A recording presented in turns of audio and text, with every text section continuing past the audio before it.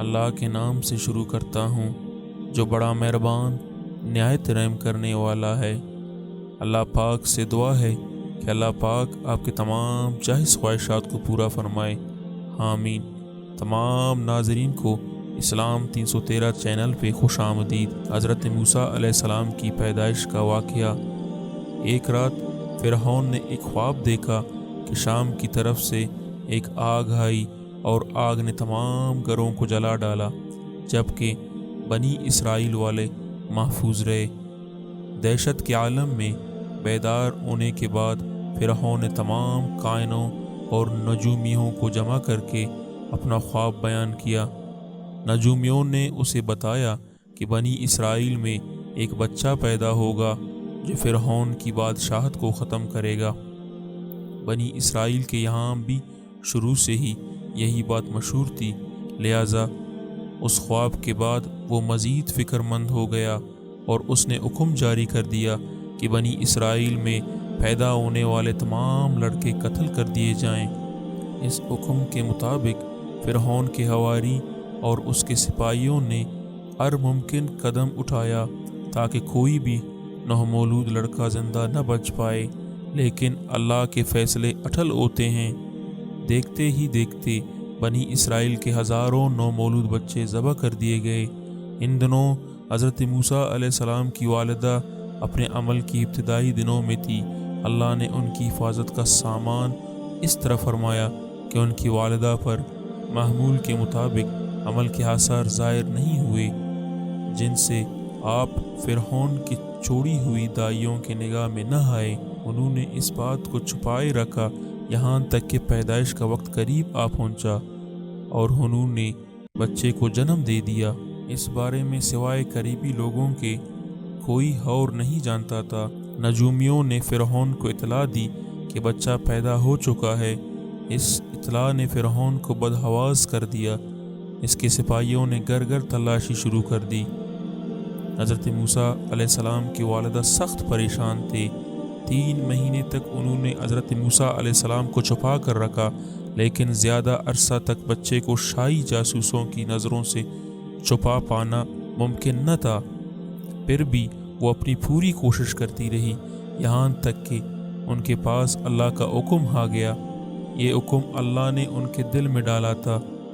حضرت موسیٰ علیہ السلام کی والدہ کے دل میں خیال آیا کہ تابوت کی طرح ایک صندوق بنایا جائے اور اس بچے کو اس صندوق میں رکھ کر دریائے نیل کے بہاؤ پر چھوڑ دیا جائے۔ حضرت موسیٰ علیہ السلام کی ماں نے اللہ کے حکم کے مطابق بچے کو صندوق میں رکھا اور دریا میں چھوڑ دیا۔ ساتھ ہی موسیٰ علیہ السلام کی بہن سے کہا کہ تم اس کے پیچھے پیچھے چلتی جاؤ، لہٰذا وہ دریائے نیل کے موجوں میں چلے اور ان کی بہن کنارے کنارے چلی۔ صندوق بہتا ہوا میل کے تالاب میں پہنچ گیا۔ وہاں فرعون کی بیوی اور خادمائیں لطف اندوز ہو رہی تھی کہ صندوق پر ملکہ کی نظر پڑی۔ اس نے کنیزوں کو حکم دیا کہ صندوق کو تالاب سے نکال لاؤ۔ جب صندوق کھولا گیا تو اس میں ایک حسین اور تندرست بچہ آرام سے لیٹا ہوا تھا۔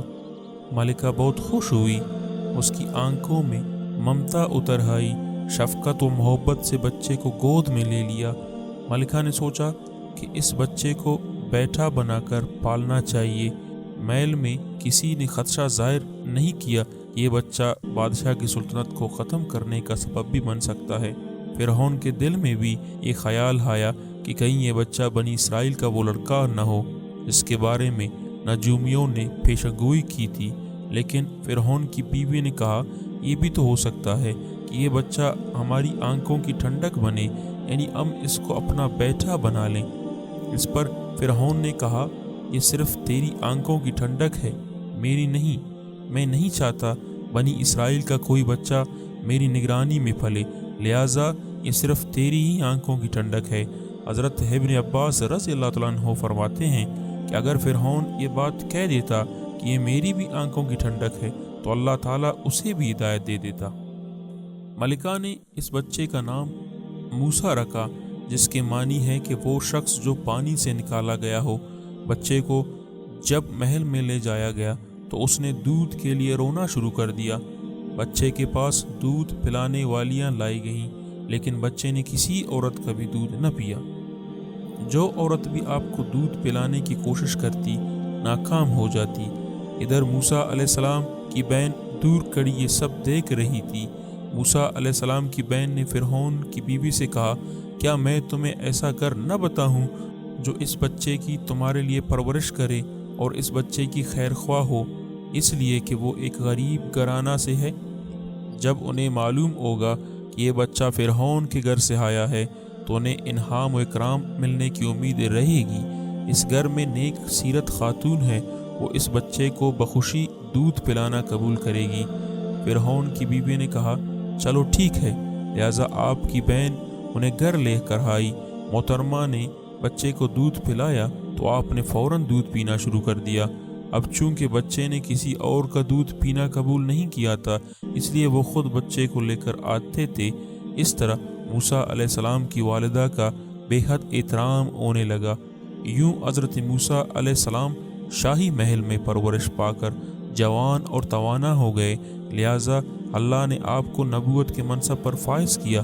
آپ نے بنی اسرائیل کو فرعون سے آزادی دلائی اور مصر سے نکل گئے۔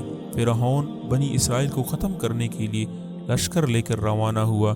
جب بنی اسرائیل بحر حمر کے قریب پہنچے تو اللہ نے ان کے لیے دریا کے بیچ سے راستہ کھول دیا۔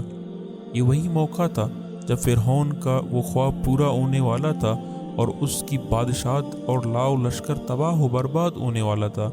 بنی اسرائیل تو سمندر کے پار چلے گئے، مگر جب فرعون اپنے لشکر سمیت ان کے پیچھے آیا تو سمندر کا یہ راستہ بند ہو گیا اور وہ اپنے لشکر سمیت اس سمندر میں غرق ہو گیا۔